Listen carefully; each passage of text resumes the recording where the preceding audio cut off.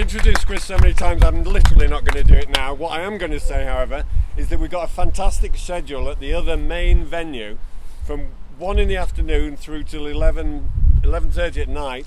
We have some printouts that we're handing out now because Chris is speaking twice. First about the subject closest to his heart at the moment in the square, which was about modern monetary theory, which the people who oppose us, for goodness knows why, bullied 3-4 venues so that we had to come here, 200 of us. But now we've got this great venue, 9 minutes from the Brighton Centre, open with a bar downstairs, grade 2 listed building, great seats, from 1 o'clock, drop in any time, find out what's going on. Everything else will happen, and it won't rain in the building. No. But Chris wants to shout a few words, yes, which he did last night with a microphone. But indeed, and it's not raining here now, comrades, because the sun sort of shines on the righteous, and it's stopped raining now, and we have a small but perfectly formed audience here. I think there would have been a few more at 1 o'clock had it not been raining, but I think the word went out that it had been cancelled because of the inclement weather. But I was stuck on the train from London because I'm commuting every day. But no, but thanks for coming here today. I know it feels a bit difficult at times with all the smears and the attacks that many of us are being subjected to. But as Jeremy said, it's not called the struggle for nothing. And the reason that we are getting these attacks, these smears, is because we are close, in my opinion. We are getting close to really making a difference in this country. And in the end, what we want to try and achieve, is a irreversible shift in the balance of wealth and power and income in this country. And it can't all be left to Jeremy and John and the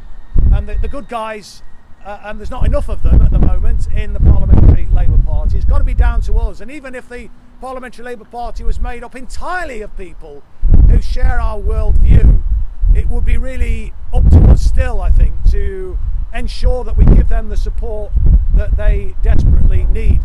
We, as a mass movement, need to create the space for Jeremy to occupy, because there are a lot of powers who are working against us. The establishment are determined to try and prevent a modest socialist programme being delivered in Britain. But the vast majority of the people are with us, aren't they? We know that around 70 to 80% of the British public actually support what it is that we're saying we want to bring about in this country. And the reason why, in my opinion, is because it's just plain common sense. I refer to it as common sense socialism. So the vast majority of the public want to see the railways and the utilities brought back into public ownership. They want to see tuition fees scrapped. They want to see public services that are fit for purpose. They want to be able to retire and enjoy their retirement, not have to work until they drop. And we know where the Tories are coming from now. IDS flying a kite a few weeks ago saying that we should raise the retirement age to 75. I mean, this is crazy. Now, I know we're all going to live well beyond 75, particularly if you embrace a vegan diet, which I do encourage, of course. And that's why Jeremy's going to go on for a lot longer, because he's a vegetarian bordering on a vegan. He needs to go a little bit further. So I just think that, we do have a great opportunity now. And as I was saying last night, when I was quoting Gandhi, when he said, first they ignore you, then they laugh at you, then they fight you, then you win. And we're in that third phase. They're fighting us. But the people are with us. The vast majority of the Labour Party membership are with us. We are many, they are few, comrades. So we need to take heart, it seems to me, from that.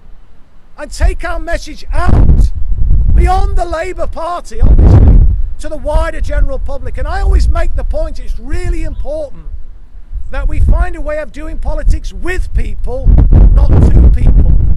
For far too long, people in working class communities, certainly for the last 40 years, I think many of them felt that politics has passed them by, that it hasn't really spoken to them, that it hasn't really spoken about their concerns, their interests, the challenges that they are facing. We've seen working class communities being decimated, coalfield communities, steel towns, the textile towns, people that relied on manufacturing. Those jobs have been decimated.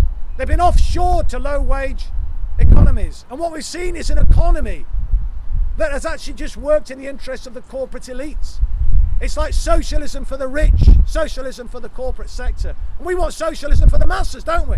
Yeah. And I think that we can get there if we hold our nerves and stand together in solidarity.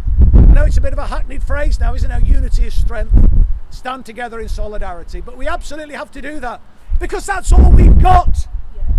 In the end, all we've got is each other. And that's why the establishment spends so much time trying to divide and rule. They know that when we stand together, we are undefeatable.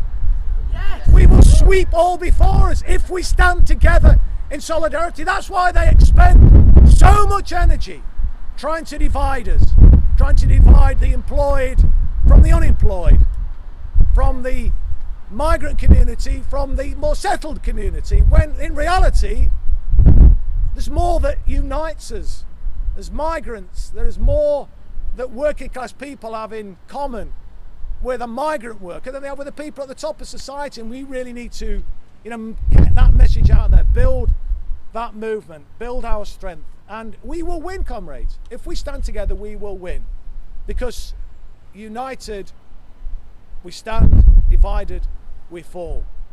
And so our job is to keep hope alive. Remember Jesse Jackson saying that in 1988, keep hope alive.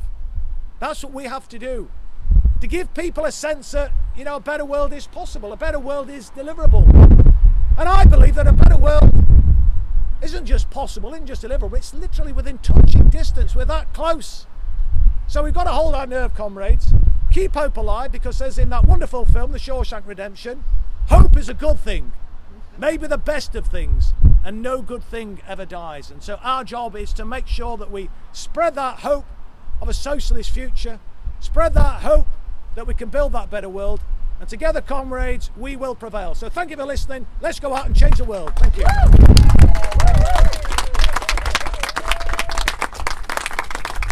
Last time we were here, there were 150, 200 people here with Chris. Chris was the last person to leave the square, literally the last person.